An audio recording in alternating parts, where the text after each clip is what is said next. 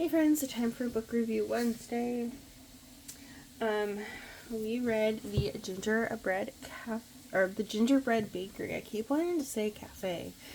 Not as good as the Christmas Tree Farm.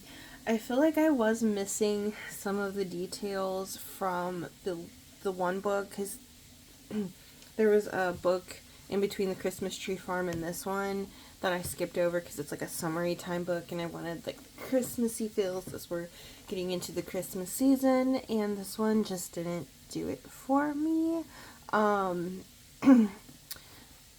It wasn't terrible. I think I gave it like a generic 3-star. Just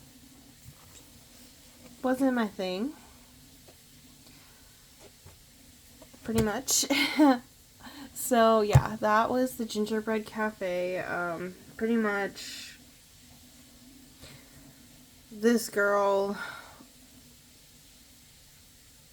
was with this guy and they had history in the past and people don't communicate, so there was misunderstandings, and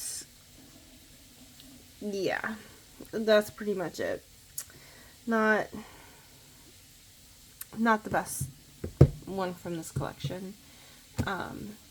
Alright, with that, I'm going to do a second book since we're only like a minute in. And I've got so many that I'm reading through. I'm going to do If It Makes You Happy.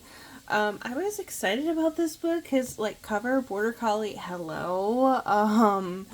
However, this book was the biggest disappointment. It put me back into a reading slump, which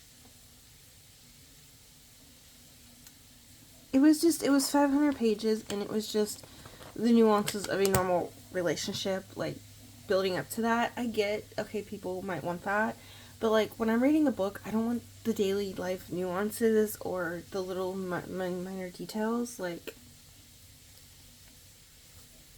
I just want to read the book, get to the climax, get to the solution, get to the ending, and I just felt like this was never getting to the climax. I felt like I was climbing up a mountain with no reward at the top, and it was frustrating me. It was really frustrating me. And then I felt like at the beginning they didn't like the dog. It was her ex-husband's dog that she has to deal with, and she wasn't just gonna dump him in a shelter because she's not that heartless, and she seems like annoyed by him. And then you've got this guy whose daughter is in love with this dog, and then they let her walk, like, the girl's 6 and they let her walk the dog on Halloween, and the dog gets spooked and takes off and drags her and she needs stitches, and then they're mad at the dog, and it's like, you dumb bee. Watch. Why would you let a 6-year-old walk a dog on Halloween? And you're gonna blame the dog. No, blame yourself. And then it was like at the end they finally liked the dog.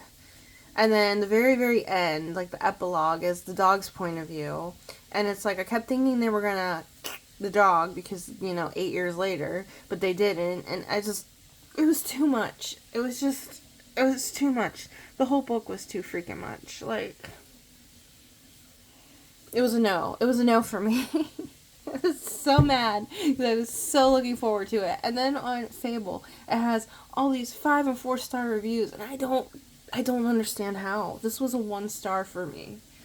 So it put me in a reading slump. Like, that's not good. So anyway, yeah, that's my review on these 2 books. Yeah.